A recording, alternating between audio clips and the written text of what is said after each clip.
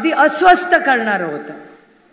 मी तिथल्या शेतकऱ्यांना शब्द देऊन आली आहे, जो शब्द आदरणीय पवार साहेबांनी परवा मुंबईच्या सभेत दिला की महाविकास आघाडीचं सरकार आल्यानंतर सोयाबीन आणि कपासाला 7 ते 10 हजार रुपये क्विंटल आपलं सरकार भाव देईल. याच्यात काही टाळ्या वाजवण्यासारखं नाही आहे, तुमचा अधिकार आहे तो. काय कौतुक नाही कुठल्या सरकारने आपल्याला रक्ताचा आपल्या घामाचा किंमत दिली तर. याच्यासाठी तर सरकार आहे, नाही तर कशासाठी आहे सरकार मला सांग. इथे बगरे सरांना तुम्ही निवडून दिलं.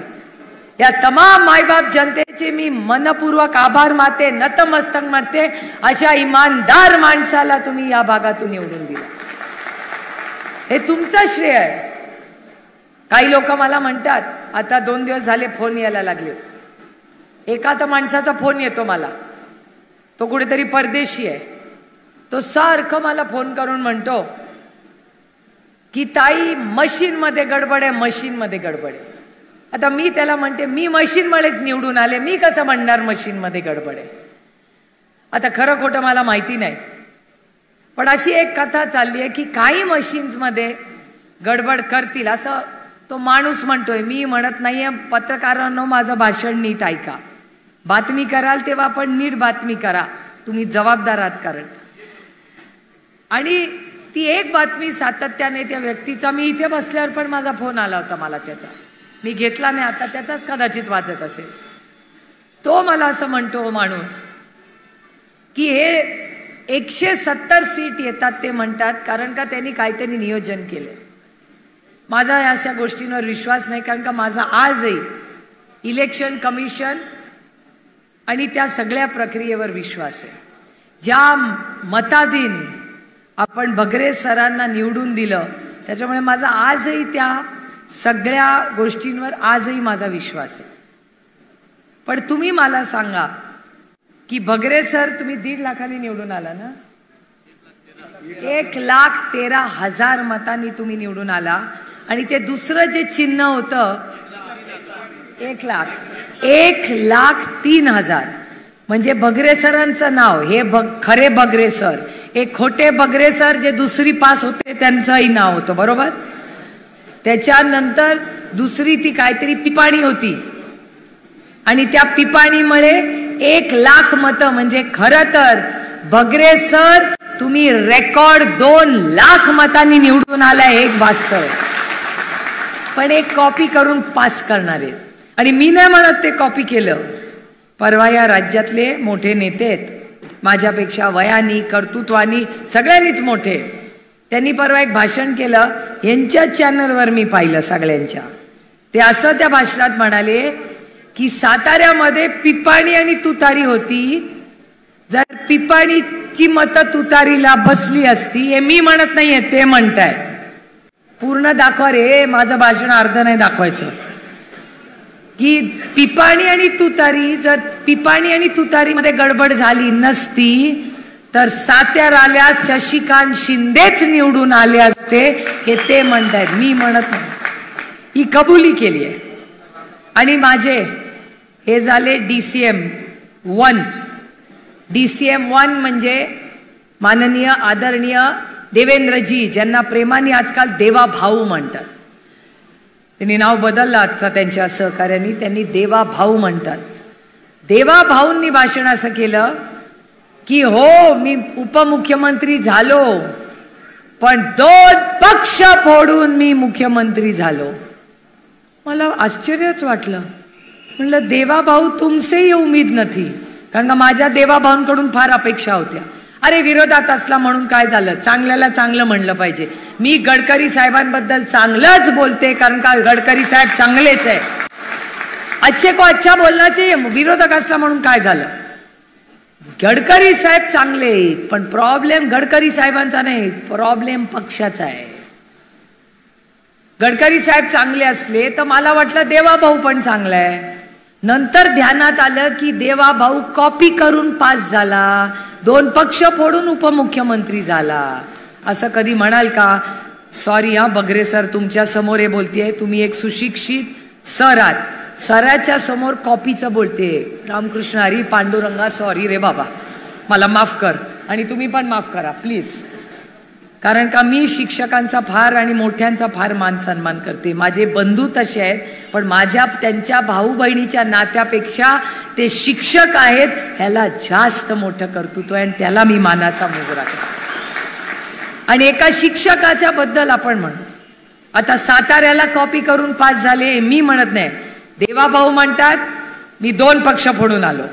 त्याच्यानंतर त्यांचे सहकारी म्हणतात, हे मी नाही ते म्हणतायत की जर साताऱ्याला पिपाणी नसती तर ती पण सीट गेली असती. याचा अर्थ असा बगरे सर की राष्ट्रवादी काँग्रेस पक्षाचे 9 खासदार निवडून यायला हवे होते आणि महाविकास आघाडीचे 32. शिरीष भाऊ 32 आपले यायला पाहिजे होते, यांनी कॉपी केली नाही. हे सगळं जे राजकारण आहे. आणि मी तुम्हाला सांगू, लाडकी बहीण योजना, आता महिला दिसल्या म्हणून बोलणार आहे, नंतर कांद्यावर तर व्यवस्थित बोलणार आहे. लाडकी बहीण, या राज्यात सगळ्यात लाडकी बहीण मी आहे.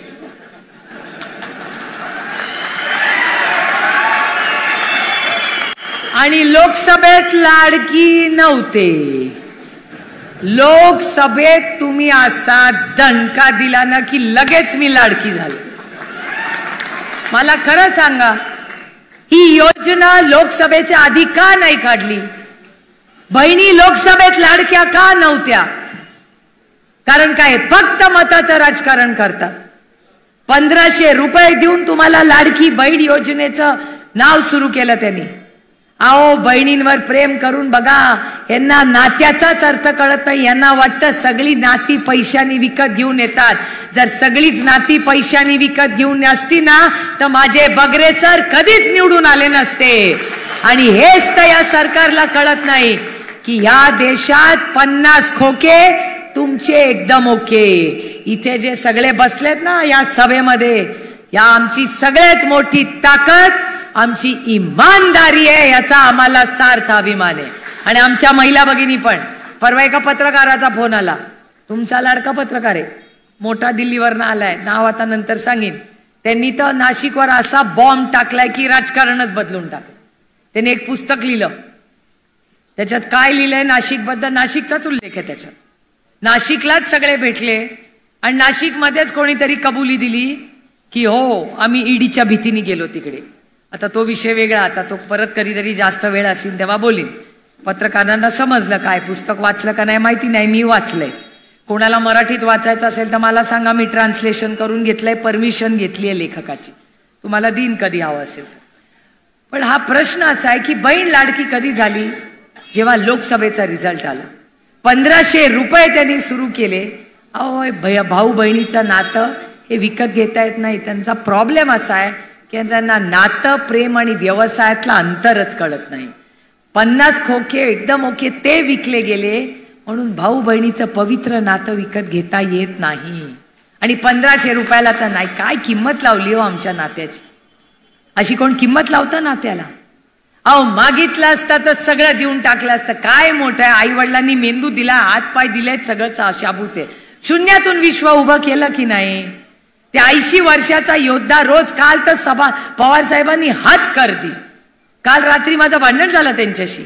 7 सभा केल्या त्यांनी काल, 7. मी जरा आवाज चढवलाच काल.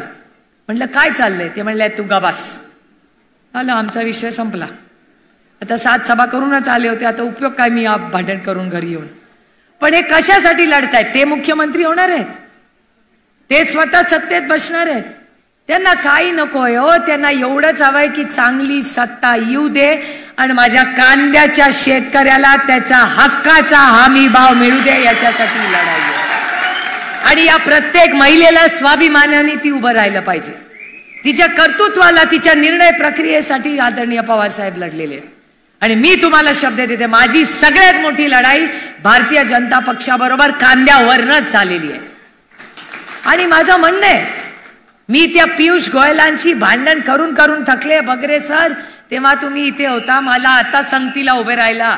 आणि आज ताकदीने जेव्हा जेव्हा बगरे साहेब उभे राहतात तेव्हा ते कांद्याचाच प्रश्न सातत्याने मांडतात. असे लोकप्रतिनिधी पाहिजे. आम्ही एकत्र काम करतो म्हणून मी म्हणत नाहीये, आम्ही लोकप्रतिनिधी आहोत. पक्षाचा जरूर आदर झाला पाहिजे, पण पक्षाबरोबर ज्या लोकांनी आम्हाला निवडून दिलं त्यांच्यासाठी त्यांचा आवाज म्हणून आम्ही दिल्लीला जातो. कोण आहेत बगरे सर? बगरे सर दिंडोरीचा आवाज आहे. 23 लाख लोकांचा आवाज म्हणून तुम्ही त्यांना दिल्लीला पाठवलं. जरूर का नाही त्यांचं मत असावं? जे काही त्यांचं मत असेल ते जरूर सातत्याने तिथे मांडतात. शिक्षणाबद्दल मांडतात, कांद्याबद्दल तर सगळ्यात पोटतिडकीने बोलतात. आणि माझं सगळ्यात मोठं भांडण भारतीय जनता पक्ष आणि त्या पियुष गोयल बरोबर झालं असेल तर ते कांद्याच्या भावावरनं झालं. काय गरज होती कांद्यावर टॅक्स लावायची मला सांगा? आणि एवढा नाही, 40% टॅक्स. मला सांगा, हे सारखं त्या पाकिस्तानच्या विरोधात बोलतात. पाकिस्तानमध्ये कांद्याला टॅक्स नाही. पाकिस्तानचा कांदा जगामध्ये गेला, पण माझ्या कष्टकरी नाशिकच्या कष्टकरी शेतकऱ्यांचा परदेशात जाऊ नाही शकला, कारण 40% टॅक्स हे पाप कुणाचं आहे? तर ते त्या भारतीय जनता पक्षाचं आहे. आणि याच्यासाठी आम्ही लढलो आणि लढलंच पाहिजे. अहो, त्याच्यात कौतुक काय आहे? त्याच्यासाठीच तर आम्ही आहोत ना. कशाला तुम्ही आम्हाला मतदान करता? ह्याच्यासाठीच तर तुमचा आवाज म्हणून दिल्लीत जातो.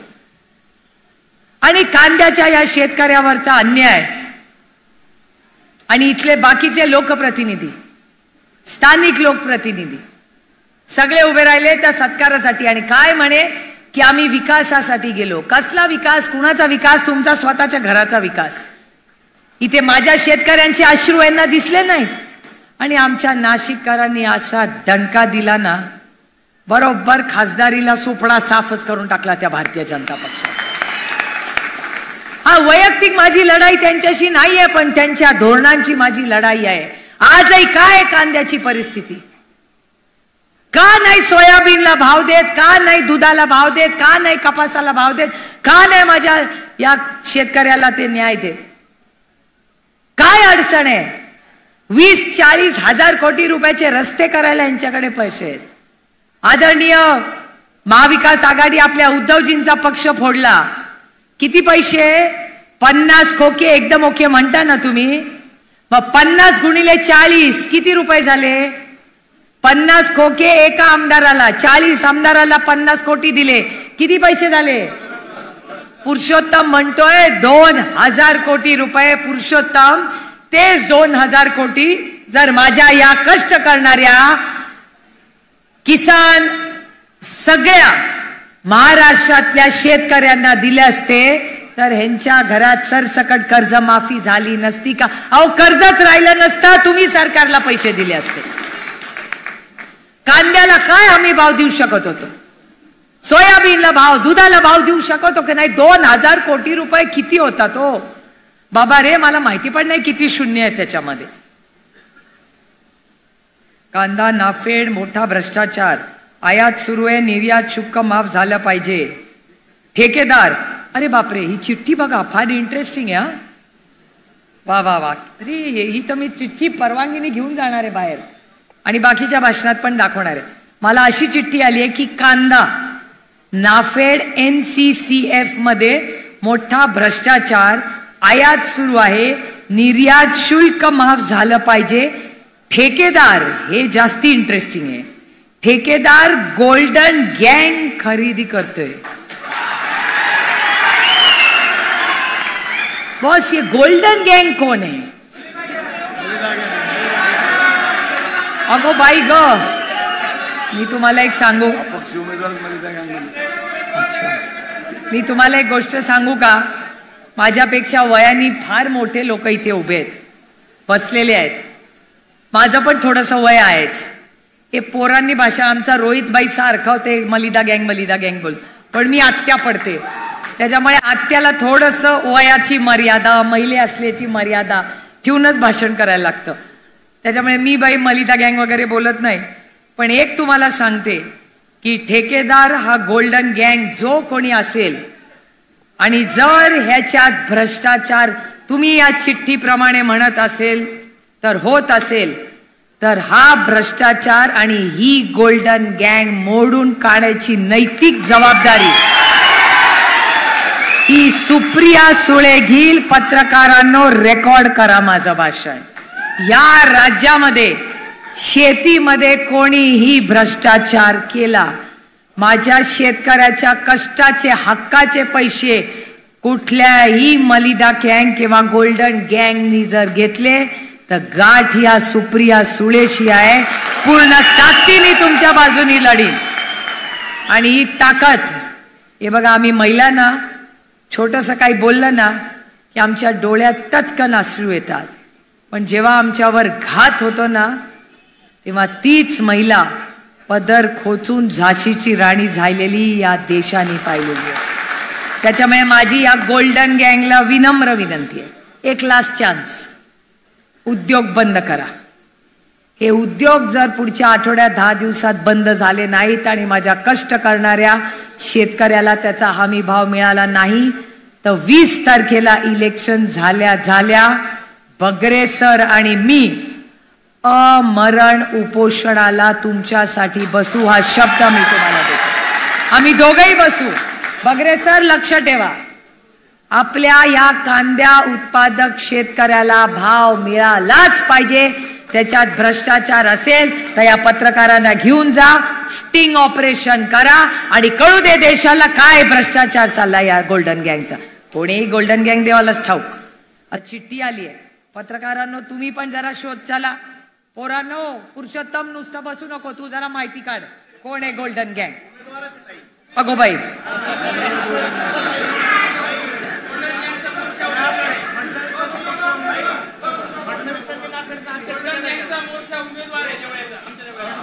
रामकृष्ण हरी, हा पण दिवस बघायचा होता बाई.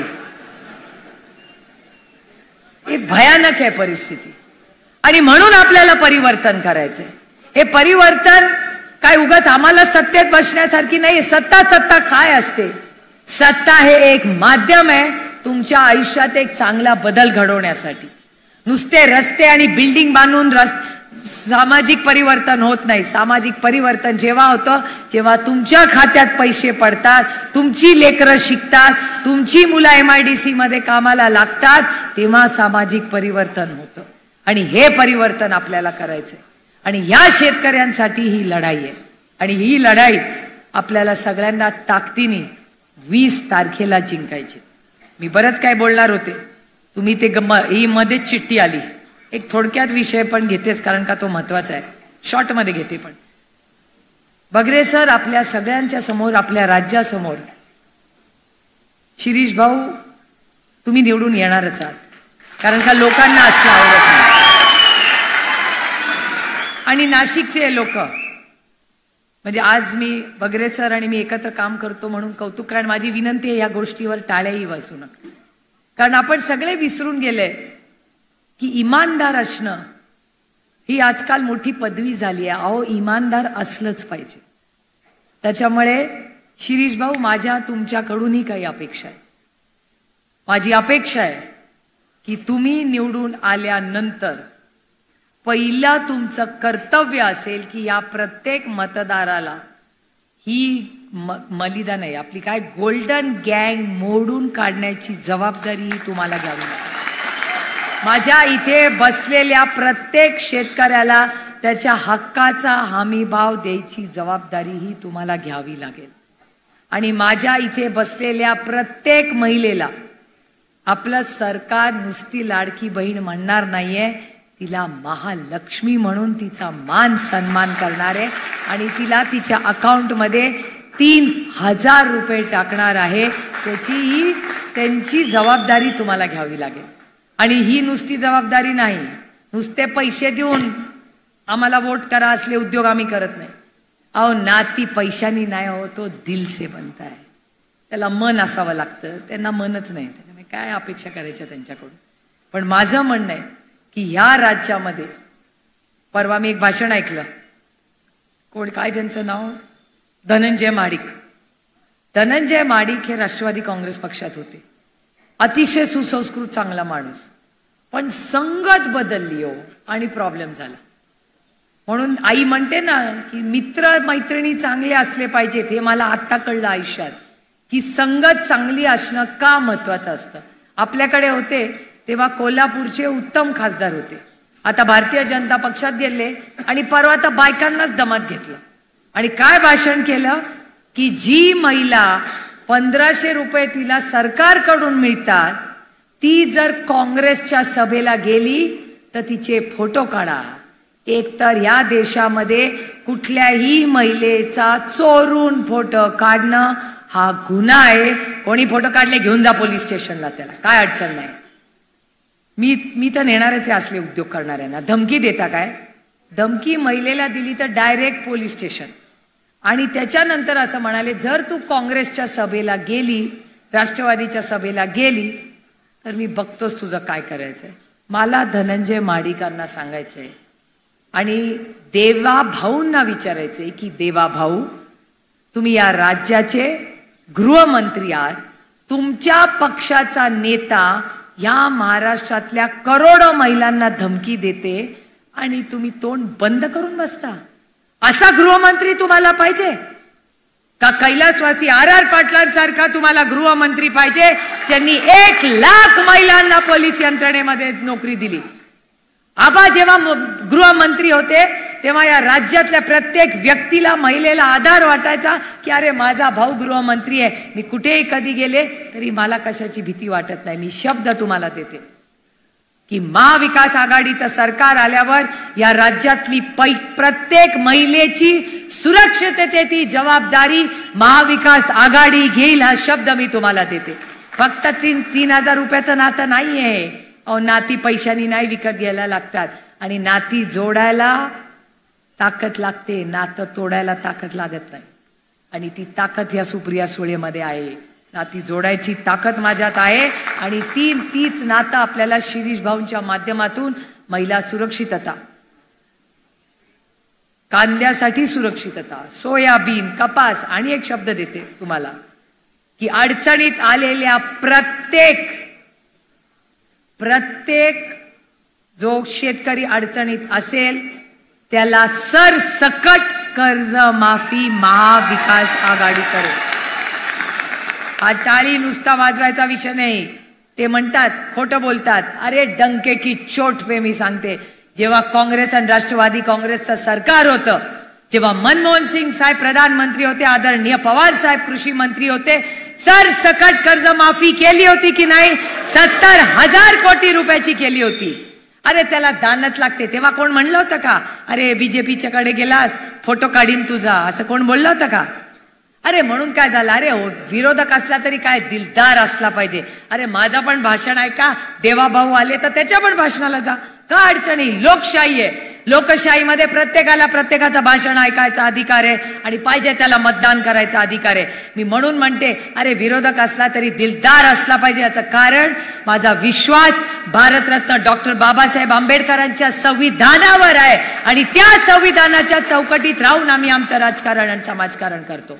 परवा देवा भाऊ काय बोलले की तुम्ही जर लाल रंगाचे, आमचे लाल भाऊ बसलेत म्हणून बसते, मला अभिमान आहे आमच्या कम्युनिस्ट पक्षाचा आणि लाल सलामाचाही मला अधिक सन्मान आहे. मला लाल रंगाचं संविधान पकडलं. हो माहिती आहे मला चिठ्ठी आली आहे की हा पवार साहेबांना मानणारा तालुका आहे. ते आता तुमच्या भाषणात बोला तुम्ही. पण दुष्काळ आहे, नार पार प्रकल्पात लक्ष घालून, हा तुमचा लाडका पक्ष. चांदवड देवळा हा तालुका दुष्काळात आहे. नारपार प्रकल्पामध्ये लक्ष घालून पाण्याचा प्रश्न सोडवण्यासाठी मदत करू. हा प्रश्नाचा मुद्दा ऑलरेडी तुमच्या लाडक्या खासदारांनी दिल्लीत मांडलेला आहे आणि त्याचा सगळा फॉलोअप आम्ही दोघं मिळून घेणार आहोत आणि आपलं सरकार 10 दिवसातच येणार आहे. आपल्या मुख्यमंत्र्याचा शपथविधी झाला की आपण दोघं जाऊ आणि आपला हा पाण्याचा प्रश्न सोडू. आणि मला दुसऱ्या कुणाशी लढायचं नाही. अरे मेरा भी भला हो, उसका भी भला हो. पण माझी एवढीच विनम्र विनंती की आमच्या ताटातलं पाणी, नोकऱ्या या दुसऱ्या राज्याला देऊ नका. त्याचं भलं होत असेल तर माझ्याकडे जास्त आहे ते सगळं तू दे ना बाबा.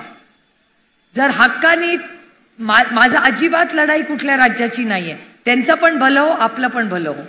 पण जर हे पाणी महाराष्ट्राच्या शेतकऱ्याच्या हक्काचं असेल, ज्या नोकऱ्या महाराष्ट्राच्या पोरांच्या हक्काच्या असतील, त्या दुसऱ्या राज्याला देणं योग्य आहे का? तुम्ही मला सांगा. त्याच्यामुळे ही लढाई स्वाभिमानाची आहे। छत्रपतींचा महाराष्ट्र आहे हा, शाहू फुले आंबेडकरांचा महाराष्ट्र आहे। त्यामुळे ह्या महाराष्ट्रामध्ये ज्या चुकीच्या पद्धतीने गेले 2.5 वर्ष हे राजकारण होतंय, आणि मी फक्त आमचा पक्ष घर फोडला याच्यासाठी भाषण करत नाहीये। कांद्याच्या हमी भावामुळे किती अडचण झालेली आहे हे मी माझ्या डोळ्यांनी शेतकऱ्यांचं दुःख पाहिले। सोयाबीन, कपास, दूध, कांदा ही फार मोठी आव्हानं आहेत, आणि ह्याच्यासाठी आपल्याला परिवर्तन करायचं आहे। आणि योगायोग बघा, शिरीष भाऊंचं 3 नंबरला बटन आहे, माझंही 3च होतं। आता बघा, हा बघा सर पण 3। आता असं करा, आपलं फक्त सर्टिफिकेटचं बोला आता, तर बाकी सगळं ठरलंय। आता तुम्ही विचार करा, अमोल कोल्हे पण आता योगायोग बघा कसं, शिरीष 3, शरद 3, पवार 3, उद्धव ठाकरे, सोनिया, राहुल, प्रियांका। अरे वा, रोज काहीतरी नवीन शिकायला मिळतं बघा। सुप्रिया 3, तुतारी 3, भास्कर 3, बगरे 3, शिरीषा मशाल 3, काँग्रेस 3, तुतारी 3, विजय 3, गुलाल 3। त्यामुळे शिरीष, विजय, गुलाल। त्याच्यामुळे 3 नंबरचं बटन दाबून पंजा, एका हातात पंजाच्या मशाल आहे आणि दुसऱ्या हातात तुतारी आहे, आणि आपल्याला महाराष्ट्रात परिवर्तन घडवायचंय। आपण सगळ्यांनी या संघर्षाच्या काळात आदरणीय पवार साहेबांनी जी साथ दिली याबद्दल मी तमाम नाशिककरांच्या समोर नतमस्तक होऊन आपण सगळ्यांनी 20 तारखेला शिरीष भाऊंना मतदान करून या भागाचा लोकप्रतिनिधी आणि आपली सेवा करायची संधी द्या, एवढीच विनम्र विनंती करून आपली रजा घेते। जय हिंद, जय महाराष्ट्र, जय आघाडी। रामकृष्ण हरी, रामकृष्ण हरी हातात घेऊन वाजवा तुतारी। रामकृष्ण हरी। थँक्यू।